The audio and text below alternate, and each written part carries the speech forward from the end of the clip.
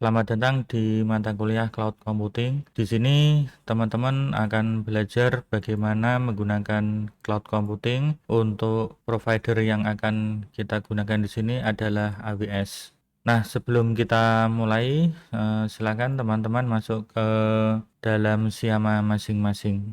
Oke, setelah masuk ke Siama, di materi kuliah di pertemuan pertama kali ini, nanti ada materi tentang cloud computing, di mana materi awal kali ini membahas tentang konsep cloud dan digital transformation. Nanti teman-teman bisa lihat. Nah, sebelum kita mulai, nanti ada panduan untuk penggunaan Genius ya, karena nanti ketika teman-teman mulai mendaftar di AWS, di situ disyaratkan teman-teman harus memasukkan nomor kartu kredit. Nah, tentu untuk memasukkan kartu kredit ini kan teman-teman tidak punya, maka kita nanti akan menggunakan Genius. Nah, untuk yang langkah pertama ya, sebelum nanti kita mulai ke praktek, yang pertama teman-teman silakan download aplikasi Genius terlebih dahulu di Play Store. Kartu Genius merupakan kartu debit terbitan dari Bank BTPN. Jadi nanti setelah teman-teman berhasil mendaftar Genius, teman-teman nanti mendapatkan nomor rekening Genius, dan nanti kalau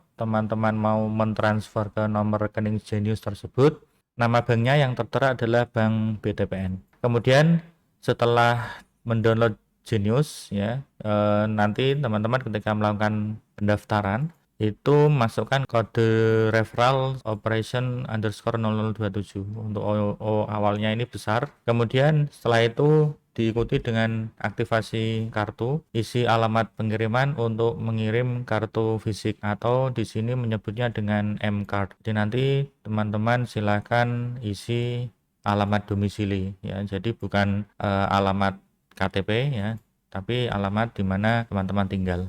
Nah, kemudian setelah itu ya, sambil menunggu kartu fisik dikirim itu nanti sekitar 1 minggu teman-teman masih bisa langsung menggunakan Genius. Nah, setelah berhasil login itu teman-teman nanti membuat satu e-card. Satu e-card itu virtual card ya. Nanti virtual card ini yang akan kita gunakan untuk mengisi di AWS. Kemudian setelah itu isi M-Card terlebih dahulu ya dengan saldo 50.000. Nanti transfer seperti biasa melalui transfer bank ya, dari bank lain itu bisa. Kemudian pindahkan saldo 50.000 tersebut ke e-card. Jadi dari kartu M-Card dipindah ke e-card. Kemudian setelah itu langkah terakhir nanti ketika pendaftaran di AWS itu teman-teman mengisi informasi di dalam e-card itu sebagai informasi billing di AWS. Tentu nanti ada nomor kartu, nomor PCC atau CVV ya, itu, dan juga nomor tanggal bulan berlaku. Tuh ada 3 informasi yang nanti harus diisi oleh teman-teman ketika pendaftaran di AWS. Nah, ini untuk persiapannya.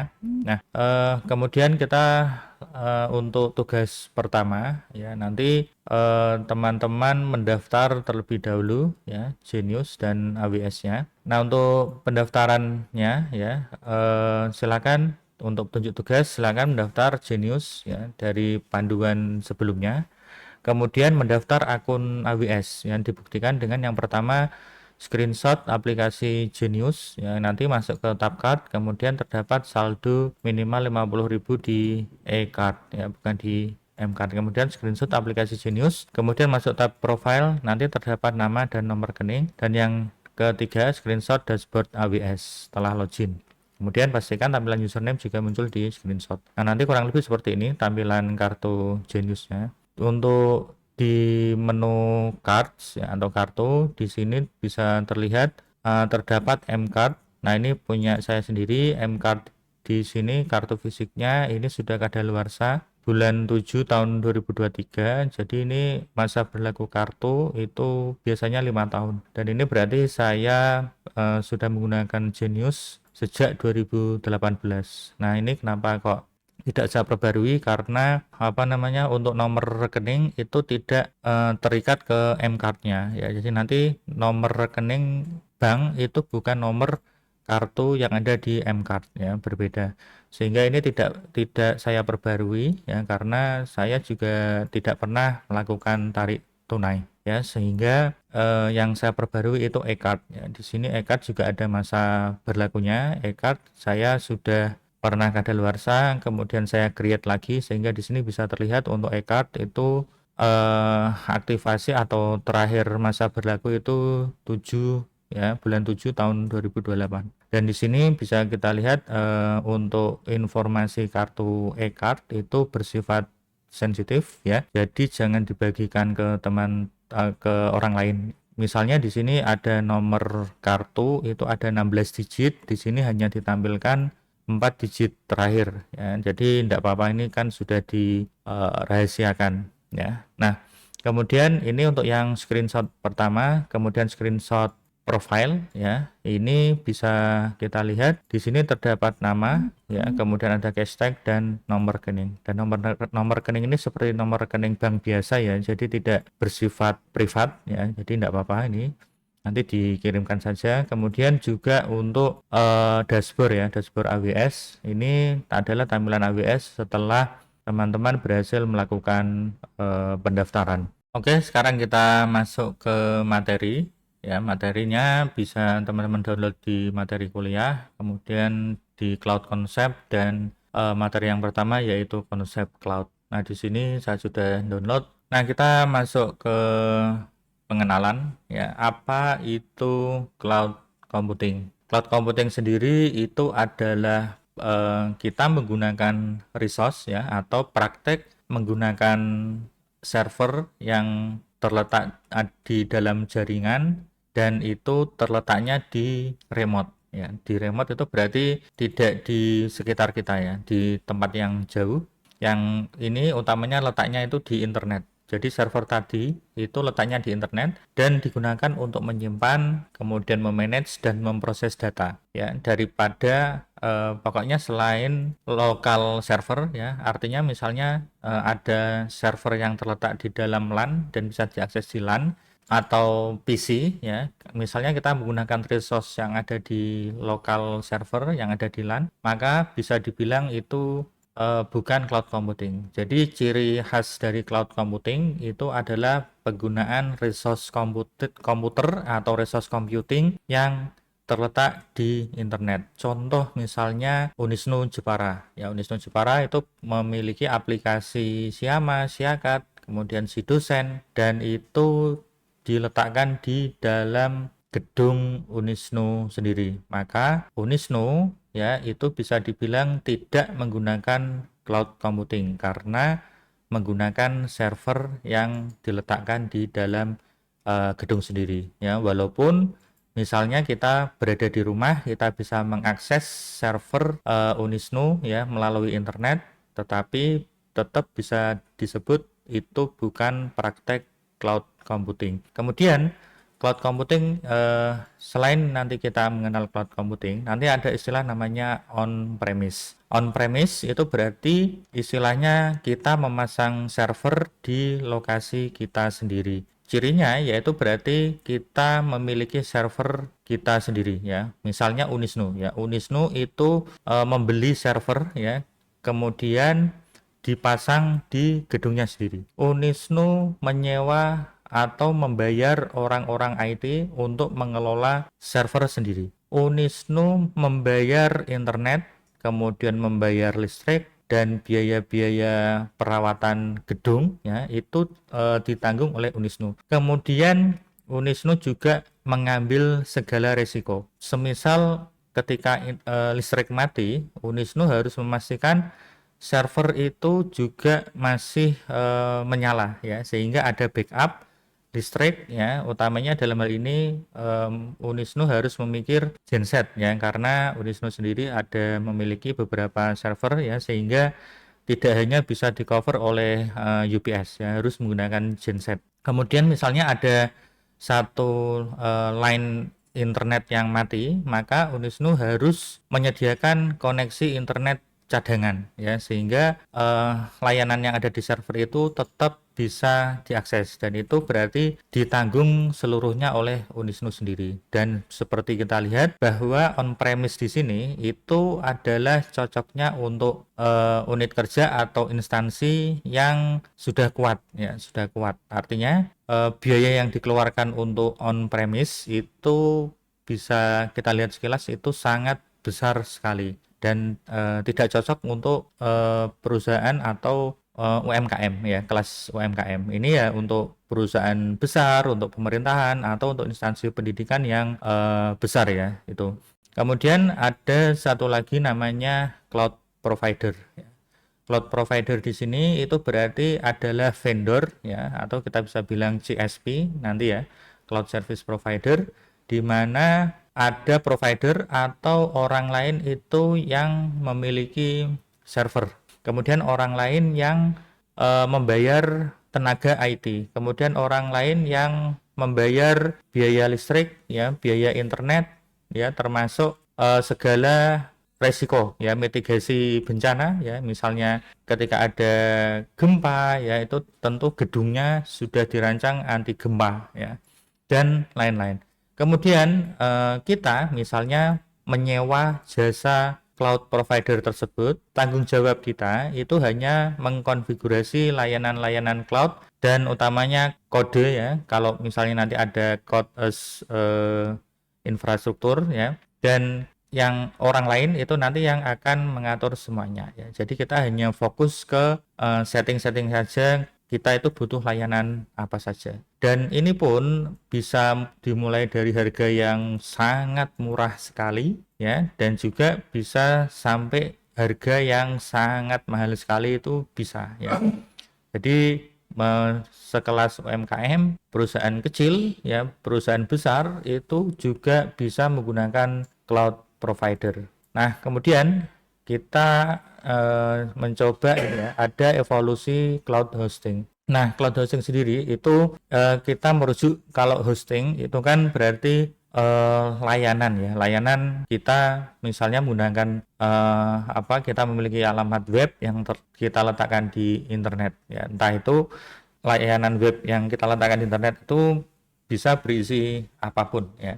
Yang pertama yaitu ada namanya dedicated server ya. Dedicated server di sini adalah satu mesin fisik di mana itu didedikasikan untuk satu entitas, dan satu entitas bisnis ini itu menjalankan satu aplikasi web atau satu situs, dan ini bisa dibilang ini sangat mahal ya, maintenance-nya ini juga terbilang tinggi ya, dan ini juga resiko keamanannya juga tinggi ya. Siapa yang cocok untuk pengguna dedicated server ini? Itu tentu mereka atau entitas bisnis yang sudah besar ya, sehingga mereka bisa berani atau mengeluarkan biaya untuk menyewa satu dedicated server ini. Tentu ini tanggung jawab si pemilik bisnis ini itu meng-hire orang IT ya untuk mengamankan server yang ada di sini. Kemudian berikutnya ada namanya VPS atau Virtual Private Server. Di mana di sini berarti ada satu mesin fisik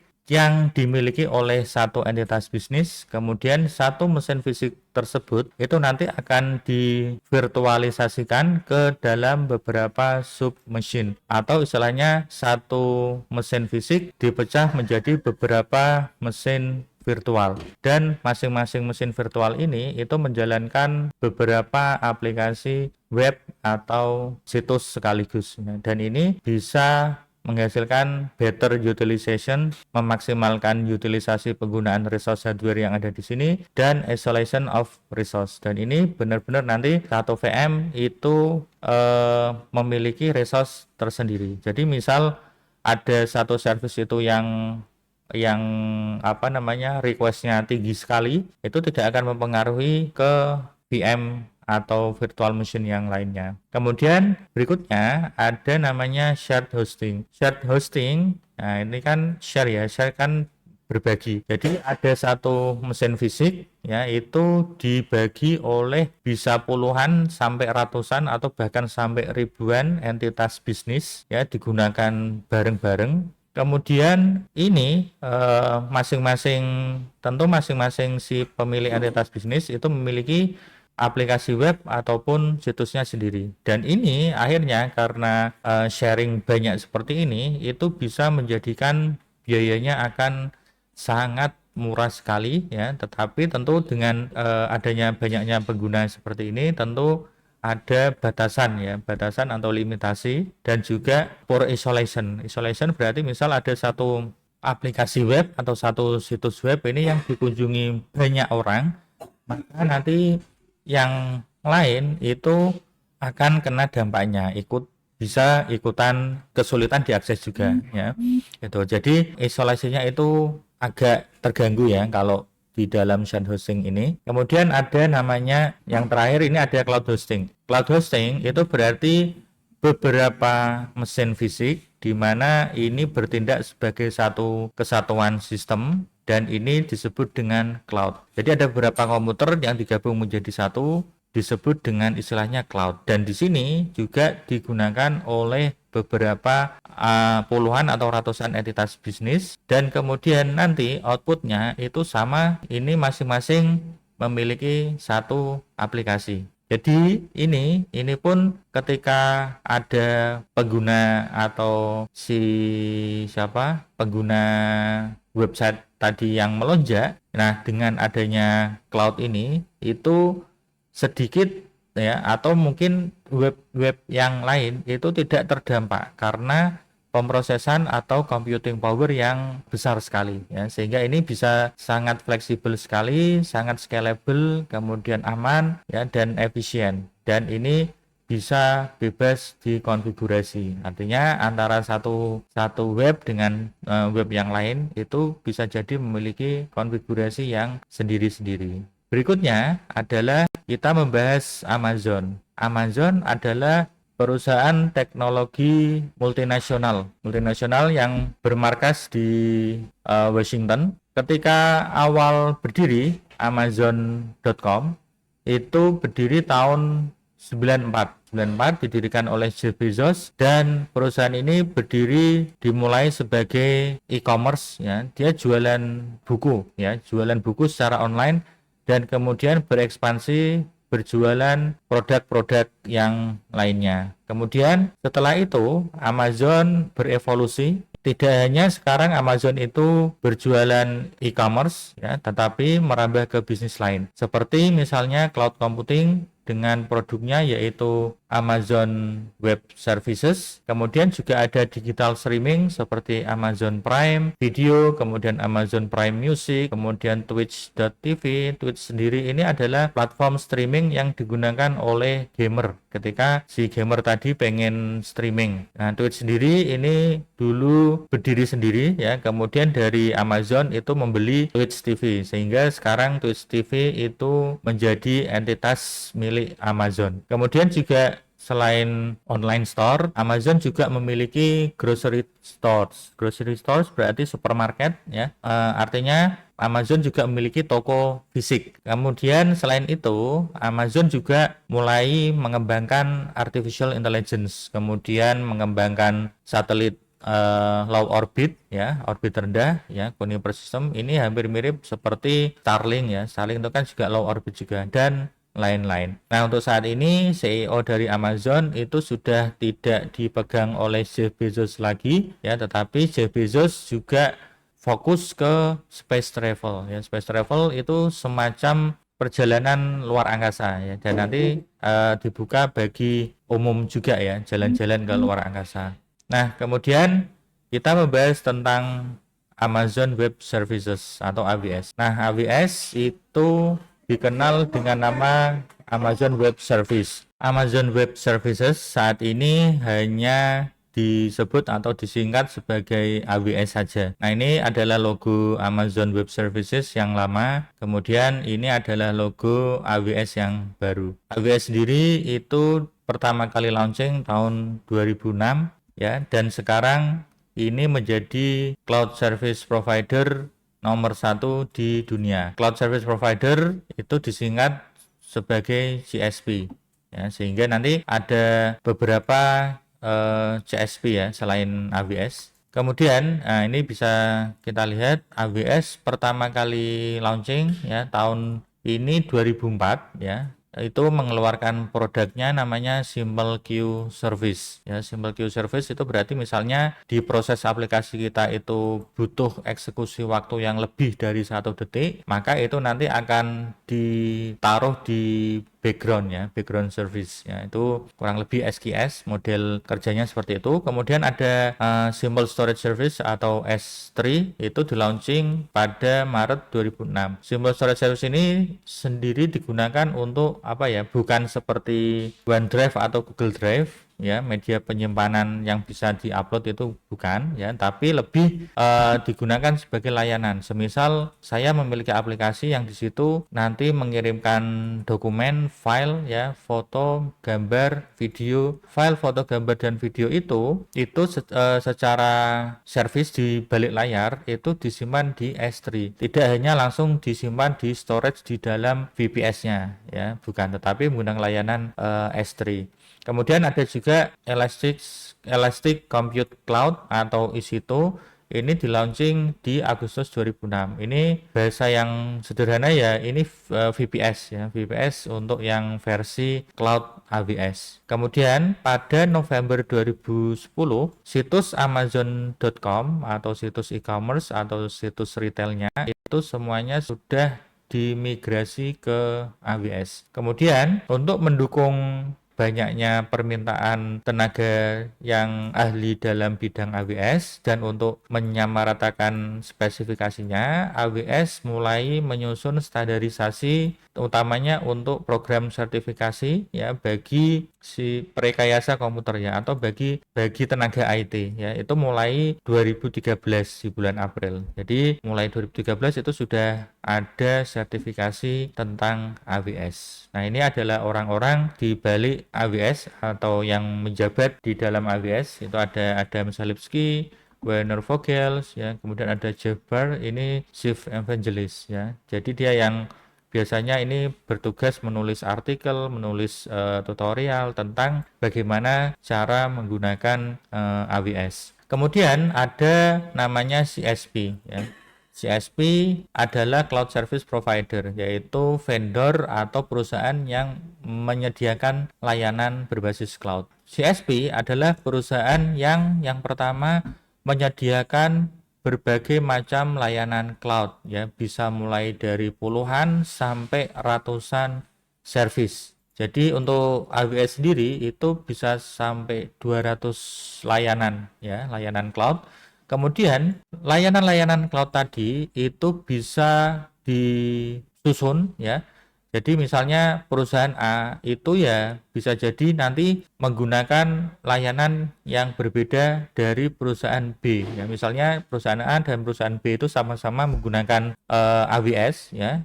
Misalnya perusahaan A itu menggunakan layanan 1, 3, 5, 7. Kemudian perusahaan B menggunakan layanan 2, 4, 6 ya, miliknya AWS ya.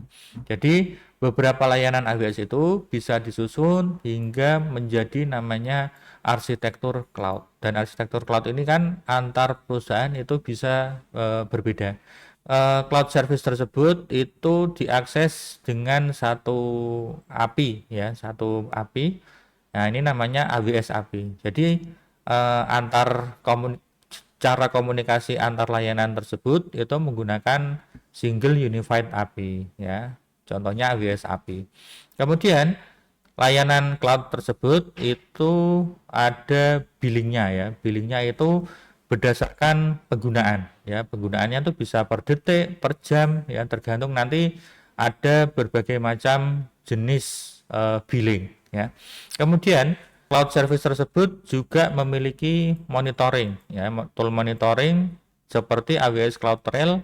Kemudian cloud service tersebut memiliki layanan infrastruktur as a service ya. Ini wajib ya, layanan wajib. Kemudian cloud service tersebut juga menyediakan otomatisasi ya, IaaS ya. Kalau IaaS kan kita harus create manual satu-satu.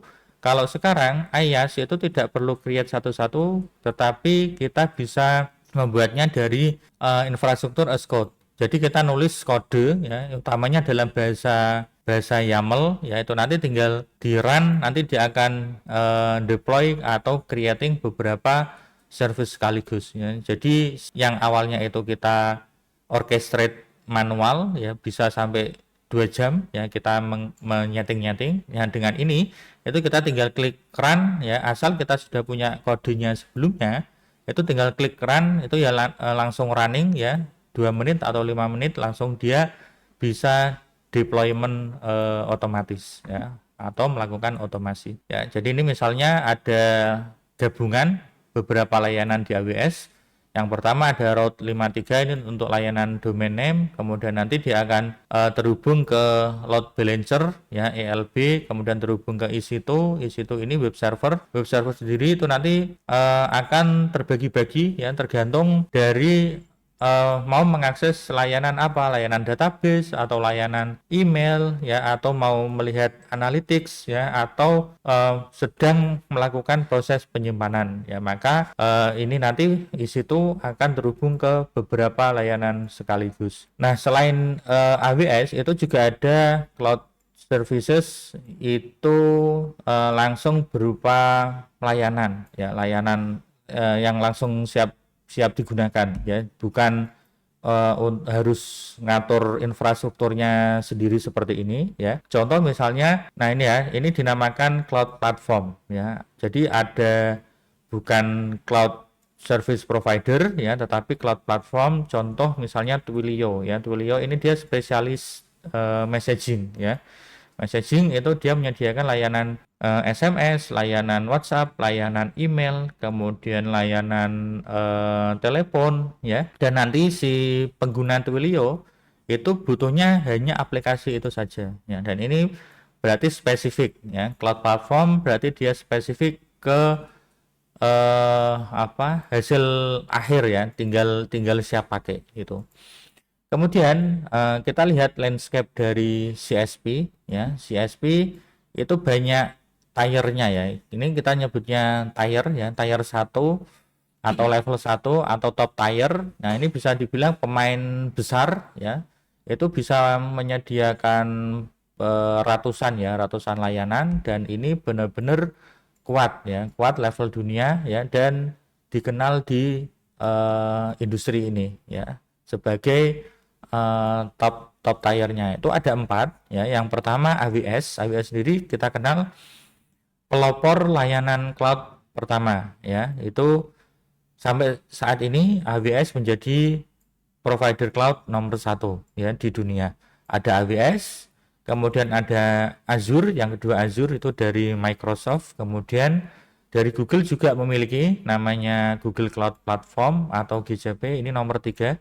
Kemudian yang mulai merangkak naik ini ada dari Alibaba Cloud. Alibaba Cloud sendiri itu dulu kita mengenal juga hampir sama seperti Amazon, yang awal berdirinya itu berupa e-commerce ya. Sekarang pun Alibaba sudah menjelma menjadi perusahaan jasa cloud ya. Kemudian ada tier 2, ini mid tier. Ini juga di backup oleh perusahaan teknologi yang terkenal ya, biasanya IBM ya. Jadi yang awalnya itu ada perusahaan yang awalnya dia hanya perusahaan hardware ya, atau software, perusahaan software seperti IBM ini kan perusahaan hardware. Nah, dia pun akhirnya membuat layanan cloud juga. Kemudian ada Oracle. Oracle sendiri kita mengenalnya dengan vendor database, ini juga menyediakan layanan cloud. Terus juga ada Rackspace. Rackspace ini perusahaan hosting ya. Terus dia pun juga mulai masuk ke ranah cloud ya. Kemudian yang tier 3 ini yang bisa dibilang ramah di kantong ya, atau biasanya perusahaan-perusahaan SaaS ya, atau perusahaan-perusahaan rintisan, itu biasanya mereka menggunakan tier 3 ini terlebih dahulu ya, karena tentu saja murah ya. Dan ini light tier itu biasanya fokus ke VPS ya, VPS atau virtual private service ya, sehingga digunakan VPS ini itu sebagai layanan utama ya, sebagai IaaS ini, infrastruktur as a service. Ini menawarkan kemudahan dan juga tentu biayanya lebih murah ya dibandingkan kalau misalnya tadi sama-sama menggunakan EC2 AWS ya dengan spek yang sama, itu dengan light tier ini, entah itu Vultr, DigitalOcean atau Linode, itu harganya bisa sepertiga lebih murah. Itulah kenapa ini lebih disukai oleh ini apa namanya, SaaS ya, perusahaan-perusahaan rintisan. Nah, ini berdasarkan riset dari Gartner, nomor satu itu masih AWS ya. AWS itu masih menjadi pemain nomor satu ya, diikuti oleh Microsoft tadi, Azure, kemudian GCP, Alibaba Cloud. Kemudian yang lainnya itu mencoba untuk menempel ya, ada Oracle, IBM, dan Tencent. Nah, sekarang kita lihat Common Cloud Services ya. Jadi secara umum ada layanan apa saja sih yang disediakan oleh CSP? Nah, sebuah CSP itu bisa memiliki ratusan layanan yang biasanya dikelompokkan ke beberapa tipe ya, tipe layanan ya. 4 tipe layanan yang paling umum atau 4 ya, 4 inti itu adalah utamanya untuk IaaS ya, infrastruktur as a service. Itu yang pertama, pengelompokan ini adalah yang pertama adalah compute ya. Compute itu berarti anggap aja kita memiliki komputer ya, virtual komputer yang bisa menjalankan aplikasi, program, dan kode-kode ya. Itu letaknya di internet. Jadi compute lebih digunakan untuk computing. Kemudian ada storage ya. Storage itu misalnya kita memiliki virtual hard drive yang bisa digunakan untuk menyimpan file ya, kita bisa mengaksesnya dan itu letaknya di internet. Kemudian networking itu misalnya kita memiliki LAN yang nanti bisa diakses lewat internet dan itu dianggap LAN ya. Itu. Nah, ini anggap aja misalnya kita memiliki virtual network ya yang tentu mendukung isolation ya between services atau outbound ke internet ya. Jadi misalnya nanti ada beberapa layanan yaitu digabungkan dalam satu LAN ya, sehingga aman dari akses dari internet ya. Hanya bisa diakses oleh dalam satu network itu saja. Kemudian database ya, ini berarti database-nya itu berdiri sendiri ya. Bayangkan misalnya kita memiliki virtual database untuk menyimpan data itu untuk keperluan aplikasi web kita. Nah, untuk AWS sendiri itu memiliki lebih dari 200 layanan cloud. Yang perlu diingat, istilah cloud computing itu merujuk ke semua kategori. Meskipun nanti di salah satu kategorinya terdapat kata compute. Oke, berikutnya kita akan membahas tentang teknologi di balik CSP atau dari provider cloud tadi. Itu mereka mengkategorikannya terhadap beberapa layanan infrastruktur as a service itu menjadi beberapa kategori atau 4 layanan inti yang utama. Yang pertama yaitu ini sebelumnya sudah kita jelaskan, ada compute. Salah satu produknya adalah EC2 virtual machine. Nanti di balik ini kalau kita melihat di daftar kategori compute itu tidak cuma EC2 saja. Kemudian ada kategori storage, di mana salah satunya adalah EBS atau apa ya ini namanya? Ya pokoknya ini untuk virtual hard drive. Nanti salah satunya juga ada S3 ya untuk yang simple storage itu. Kemudian berikutnya ada kategori database, salah satunya adalah RDS. Ini digunakan untuk relational database. Kemudian untuk networking dan content delivery ini ada namanya VPC. Sekali lagi, dari masing-masing kategori ini itu nanti kalau kita lihat atau browsing di web halaman webnya milik AWS itu nanti ada banyak. Ini salah satu layanan yang terdapat dalam kategori networking itu adalah VPC atau Private Cloud Network. Selain 4 kategori utama ini ada banyak kategori yang lain seperti analitik, kemudian ada application integration, kemudian ada augmented reality dan virtual reality, kemudian ada cost management, ini untuk ngatur billing, kemudian ada layanan untuk blockchain, layanan untuk aplikasi bisnis, container, kemudian customer engagement, developer tools, end user computing, game tech, Internet of Things, kemudian ada machine learning, dan masih banyak yang lainnya. Ini adalah beberapa kategori yang disediakan atau tersedia di dalam AWS. Kemudian kita masuk ke evolusi dari computing. Yang pertama yaitu ada dedicated, ya, dedicated di mana di sini itu berarti kita menggunakan satu server fisik, kemudian satu sistem operasi di mana satu server fisik ini digunakan untuk satu fungsi, ya, atau untuk satu single customer, ya, atau satu entitas bisnis.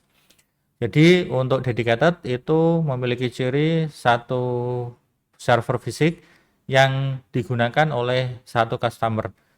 Kemudian untuk pengguna ini atau user ini itu harus menebak-nebak kapasitas realnya itu berapa. Ya, kita tidak tahu misalnya jumlah pengunjung kita itu ada 1000, 10.000.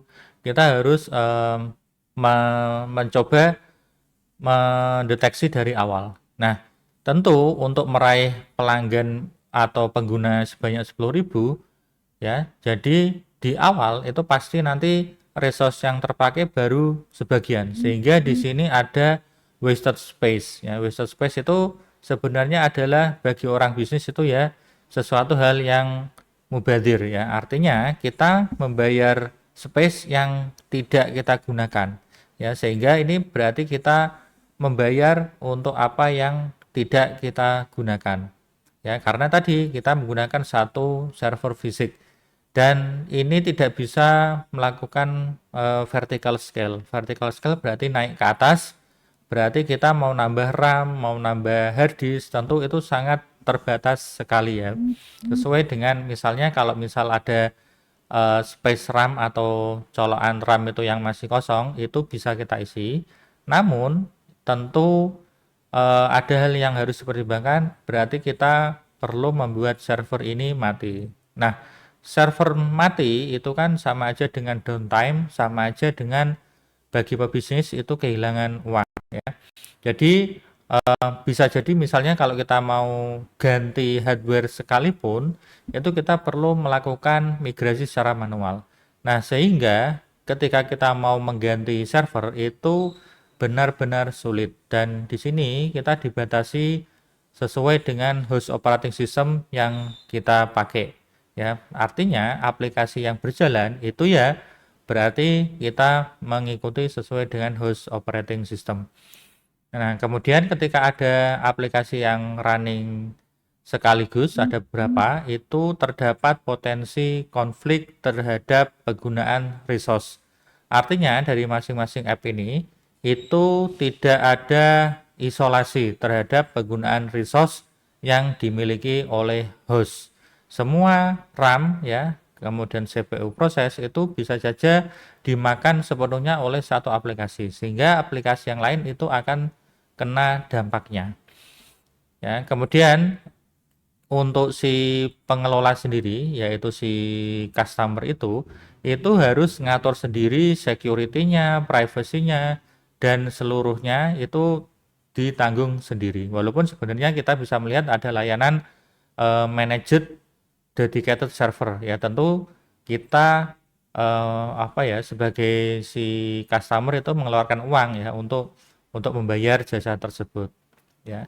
Karena seringkali dari berbagai macam vendor yang menyediakan layanan dedicated itu mereka menyediakan layanan unmanaged. Unmanaged berarti seluruh security, ya, privacy itu diatur sendiri oleh si konsumen tersebut.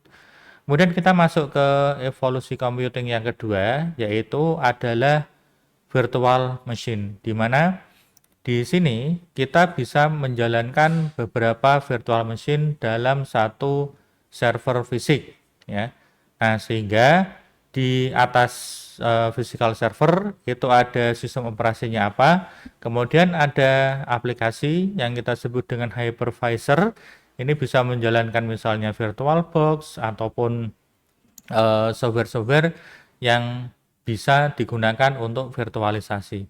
Baru kemudian di atas hypervisor itu kita bisa meng-create beberapa virtual machine, dan ini sesuai dengan kapasitas maksimal yang dimiliki oleh si physical server tadi.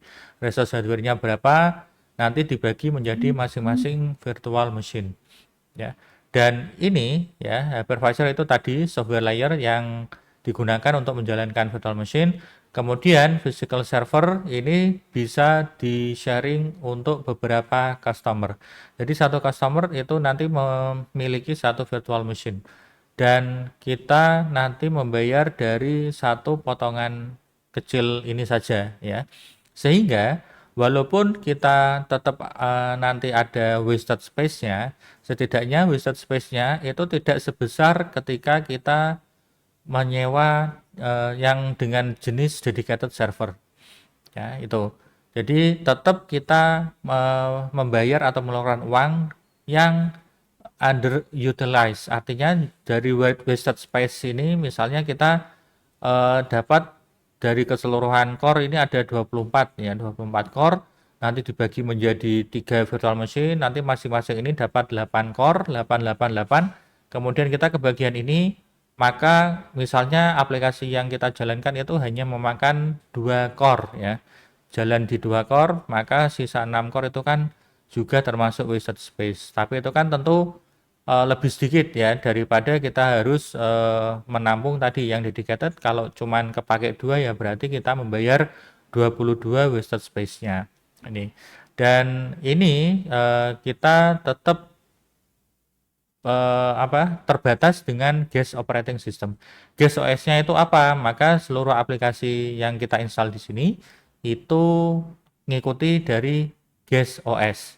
Kemudian beberapa aplikasi yang berjalan di satu virtual machine ini itu bisa juga memiliki konflik ya perihal dengan resource sharing. Cuman resource sharingnya ini itu ya hanya berlaku konfliknya itu hanya berlaku di satu virtual machine ini saja. Artinya tidak merembet ke virtual machine yang lain karena antar virtual machine ini itu sudah terisolir. Kemudian dengan menggunakan VM itu kita mudah mengekspor atau mengimport image untuk migration. Misalnya saya ingin memindah virtual machine saya ke provider yang lain, maka ini saya tinggal ekspor ya, atau istilahnya itu snapshot, kita ekspor. Kemudian nanti kita pindah ke provider lain dan nanti tinggal dilakukan import. Dan ini pun juga mudah ya untuk melakukan vertical atau horizontal scale.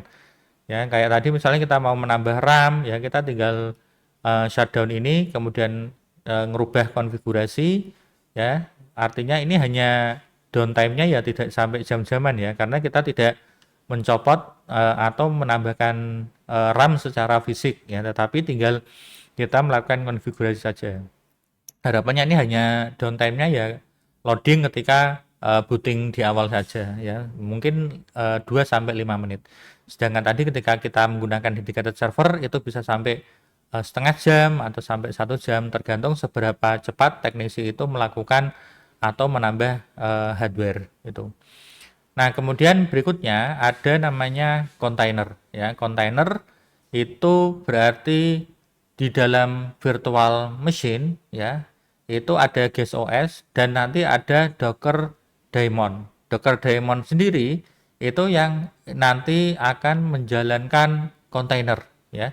Jadi dari masing-masing virtual machine itu nanti dibuat seolah-olah di dalamnya ada virtual machine ya.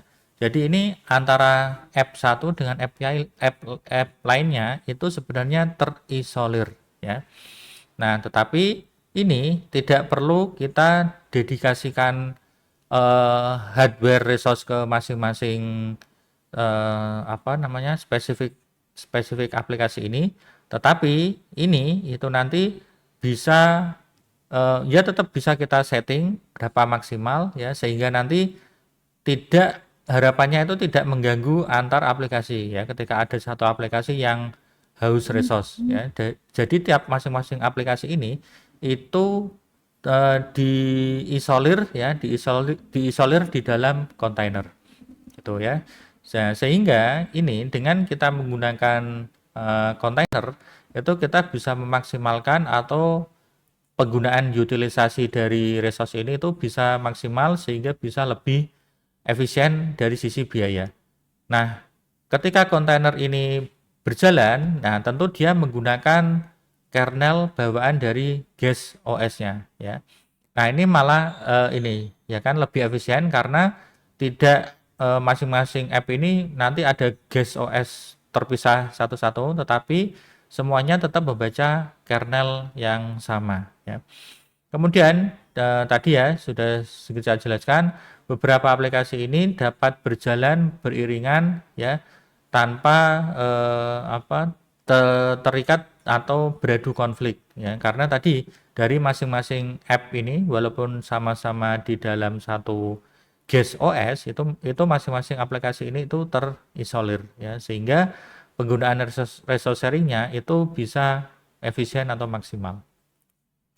Kemudian untuk evolusi computing yang terakhir, itu yang di era sekarang itu namanya adalah function. Function atau kita menyebutnya dengan istilah serverless compute. Nah, ini ya, di dalam kontainer itu kan nanti ada banyak ya, kontainer ini ada banyak berjalan di atas Docker. Di dalam satu kontainer itu kita bisa menjalankan satu potongan kecil kode itu ya. Nah, satu potongan kode kecil itu disebut dengan serverless compute ya. Jadi kita mengupload ya potongan kode atau fungsi. Ini hampir mirip seperti fungsi yang ada di kode pemrograman. Misal ada satu function yang spesifik khusus untuk meresize gambar, maka dia nanti akan dipanggil saat itu saja ketika dipakai.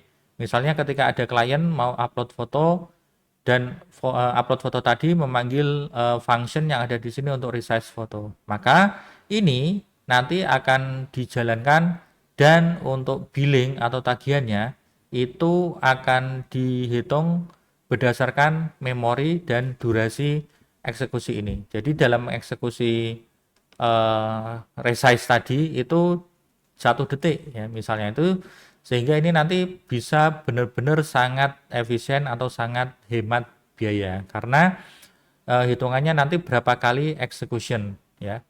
Kemudian untuk function itu hanya bertanggung jawab terhadap kode dan data ya, tidak yang lainnya ya. Ini sangat efisien atau hemat biaya. Kita hanya membayar dengan waktu ya, execution code, di mana kode itu dieksekusi dalam jeda waktu tertentu ya. Kemudian VM itu nanti hanya jalan ketika kode itu jalan, dan ini memang ada kelemahannya ya. Kalau kontainer ini tidak ada yang make, maka dia nanti akan sleep ya, sleep atau tidur, sehingga perlu dibangunkan. Jadi minusnya ini cuma cold start saja. Kalau sama sekali belum pernah ada yang menggunakan, dia perlu bangun terlebih dahulu, sehingga mungkin ada sedikit jeda waktu di awal ya. Kemudian, nah ini kita akan membahas tentang tipe-tipe cloud computing ya. Mungkin kita selama ini menggunakan layanan yang paling umum ya, yaitu SaaS. SaaS itu adalah kepanjangannya software as a service, di mana kita itu di sini sebagai end user atau pemakai. Misalnya selama ini kita menggunakan Gmail ya, layanan Gmail ya, itu berarti kita sebagai customer, kita mau menggunakan layanan Office 365 ya, maka kita sebagai customer. Jadi seluruh produk yang ada di SaaS itu dimanage oleh service provider ya. Jadi kita tidak perlu mikir bagaimana layanan ini itu tersedia ya. Jadi di dalam SaaS ini itu tahu-tahu itu yang penting jalan ya, jalan dan tersedia, sehingga kita sebagai pengguna itu tinggal pakai ya, nggak peduli di balik layarnya ini ada apa. Nah, kemudian Cloud computing yang kedua yaitu adalah PaaS ya, atau Platform as a Service. Nah, ini itu biasanya digunakan oleh untuk siapa? Oleh developer ya. Misalnya di sini ada ini dari AWS Elastic Beanstalk ya. Elastic Beanstalk itu berarti misalnya saya seorang developer ya, saya nggak perlu atau nggak mau mengkonfigurasi misalnya aplikasi yang saya buat itu berjalan di JavaScript ya. Maka saya tidak perlu install npm yang install Node.js, itu sudah disediakan oleh dari AWS-nya sendiri. Dan ini ada banyak, salah satunya ada AWS ya yang terkenal. AWS nama produknya adalah AWS Elastic Beanstalk.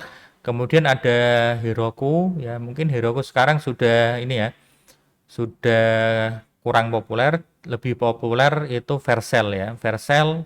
Kemudian juga ada dari Google yaitu Google App Engine ya, dimana si developer itu nggak peduli atau tidak mau direpotkan dengan masalah konfigurasi yang ada di server. Taunya itu tinggal upload aplikasi ya, aplikasinya itu bisa running atau jalan ya. Jadi ini fokus pada deployment dan manajemen dari aplikasi punya kita. Nggak perlu mikir tentang provisioning, konfigurasi, atau memahami tentang hardware atau sistem operasinya. Jadi yang penting tinggal upload. Kemudian yang tipe cloud computing yang ketiga yaitu IaaS ya, atau infrastruktur as a service. Ini diperuntukkan bagi admin ya, atau administrator. Administrator sendiri ini ya tentu harus orang IT juga ya. Nah, misalnya ada dari Azure ya, kemudian ada AWS, kemudian ada Oracle Cloud ya, ada GCP dan macam-macam ya, seperti yang sudah dijelaskan di materi sebelumnya. Nah, ini IaaS itu adalah basic building block dari IT Cloud. Ya, sehingga ketika kita mau memakai IaaS, maka kita harus memahami dasaran dari sistem operasi, dasaran dari hardware, dasaran dari konfigurasi, bagaimana cara provisioning dan lain-lain ya. Terutama di sini misalnya menyediakan akses untuk fitur jaringan, komputer dan storage ya. Nah, ini. Jadi kita tidak perlu IT staff ya sing ngatur hardware secara fisik di sana. Kita tidak perlu memikirkan data center dan kita tidak perlu mikir hardware. Berikutnya kita akan membahas tentang cloud computing deployment models. Yang pertama yaitu ada namanya public cloud. Di sini berarti semuanya termasuk work cloud atau project itu dibuild dengan gunakan CSP atau menggunakan vendor cloud. Ya, dan ini dikenal dengan nama cloud native atau cloud first. Nah, di sini bisa dilihat misalnya dari user itu mengakses layanan yang ada di cloud. Ya, jadi langsung direct ke cloud ya secara langsung. Kemudian yang kedua yaitu private cloud. Private cloud di mana di sini itu semuanya dibangun dengan menggunakan data center milik perusahaan, atau di sini dikenal dengan istilah on premise. Nah, contohnya misalnya Unisnu ya. Unisnu itu punya data center sendiri atau beberapa server itu diletakkan di lingkungan Unisnu sendiri. Dan di sini itu untuk software atau teknologi yang digunakan itu salah satunya OpenStack ya, atau ada dari Proxmox ya. Untuk Unisnu sendiri misalnya menggunakan Proxmox ya. Dan di sini on-premise data center ya itu dengan platform OpenStack ya. Di sini dari pengguna ya yang berasal dari internet itu mengakses public subnet ya, dan private subnet juga ya, ini melalui platform OpenStack ya. Kemudian yang ketiga itu ada hybrid. Hybrid di sini berarti menggunakan kombinasi dari on-premise dan menggunakan layanan dari CSP. Kemudian agar kedua jenis data center ini berkomunikasi, tentu perlu jembatan, dan ini biasanya digunakan atau menggunakan koneksi VPN ya, agar kedua layanan ini baik itu yang on premise maupun cloud itu bisa saling berkomunikasi. Misalnya di sini ada OpenStack, komunikasinya melalui public subnet, dan antar public subnet ini baik yang di dalam on premise maupun yang ada di dalam cloud itu berkomunikasi menggunakan VPN. Kemudian berikutnya yaitu ada namanya cross cloud ya. Di samping dari 3 jenis tadi, nah yang ini itu ada namanya cross cloud ya. Cross cloud sendiri itu adalah menggunakan beberapa layanan cloud sekaligus. Jadi tidak hanya dari satu vendor saja atau dari satu provider saja. Atau di sini biasanya disebut dengan multi cloud ya. Jadi untuk yang istilah hybrid cloud itu spesifik sudah diperuntukkan untuk penggunaan on premise dan satu layanan cloud ya. Dan ini multi cloud ini biasanya berkaitan dengan kontainer ya, kontainer, kemudian nanti ada Kubernetes sendiri itu nanti yang akan bisa mengatur kontainer yang ada atau yang tersedia di vendor yang lain. Misalnya di sini ada Amazon EKS ya, EKS sendiri ini adalah Kubernetes service miliknya Amazon. Kemudian nanti ada Azure Arc ya, ini berada di tengah-tengah, dan ini nanti yang akan menggabungkan dari Amazon EKS dan GCP punyanya Google ya, GCP Kubernetes Engine. Kemudian dari Google sendiri atau GCP itu punya produk atau punya layanan namanya Anthos ya. Anthos ini digunakan untuk sebagai control panel ya, untuk compute across multiple CSP ya. Jadi antar vendor CSP tadi atau antar provider itu bisa diatur melalui satu control panel punyanya Google, yaitu Anthos tadi. Dan ini juga bisa digunakan untuk on premise juga. Jadi antar cloud vendor dan on premise juga bisa digunakan.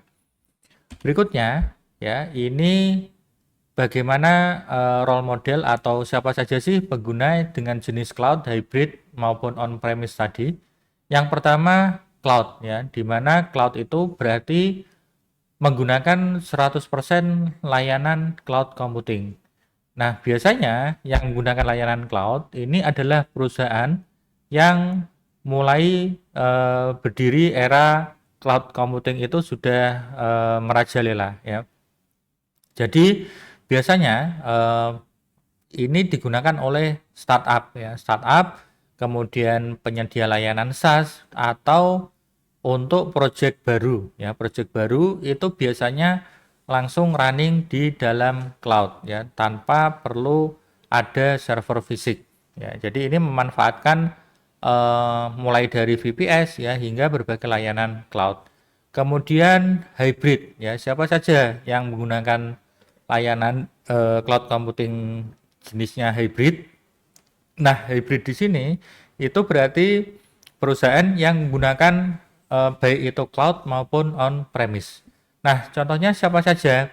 Contohnya adalah organisasi atau perusahaan yang sudah lama berdiri, atau perusahaan tersebut dari awal sudah memiliki data center sendiri, yang mana dia tidak bisa langsung serta-merta pindah seluruhnya ke cloud karena wis kadung sudah terlanjur settle ya, lingkungan yang on premise saat ini itu sudah terlanjur settle, dan juga otomatis kalau pindah ke cloud berarti perlu melakukan mekanisme migrasi dan security compliance ya, itu tentu tidak menyalahi aturan ya.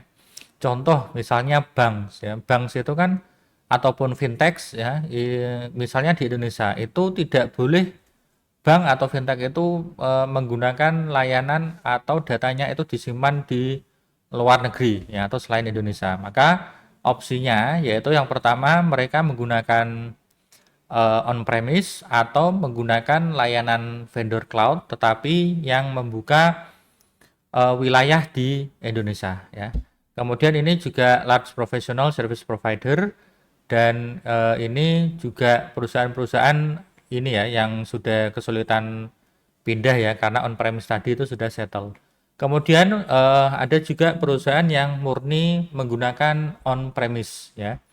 Jadi ini deploy misalnya aplikasi yang mereka gunakan, baik itu untuk konsumen atau untuk internal mereka sendiri, itu diletakkan atau di deploy ke on-premise atau data center milik perusahaan itu sendiri.